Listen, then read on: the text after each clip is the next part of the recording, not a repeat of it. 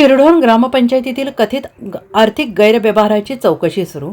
शिरोळ तालुक्यातील शिरढोण येथील ग्रामपंचायतीत झालेल्या कथित आर्थिक गैरव्यवहाराच्या चौकशीस आजपासून अधिकृत सुरुवात झालेली आहे.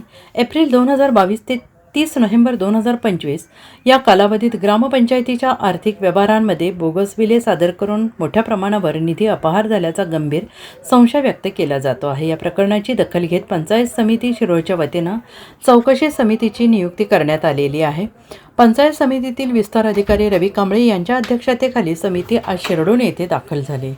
ग्रामपंचायत अधिकारी विलास पोलाने, नंदकुमार निर्मळे हे समितीस मदतनीस म्हणून कार्यरत आहेत. चौकशी दरम्यान संबंधित कालावधीतील ग्रामपंचायत अधिकारी आणि कर्मचारी यांना बोलावून विविध आर्थिक कागदपत्रे, बिले, नोंदी आणि व्यवहारांची सखोल तपासणी करण्यात येते आहे.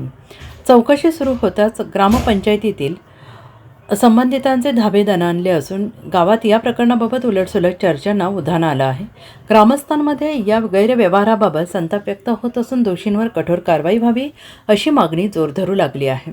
चौकशीत दोषी आढळणाऱ्यांवर कठोर कारवाईचे संकेत पंचायत समितीकडून देण्यात आलेले असून या अहवालाकडे ग्रामस्थांचे लक्ष लागून राहिले आहे.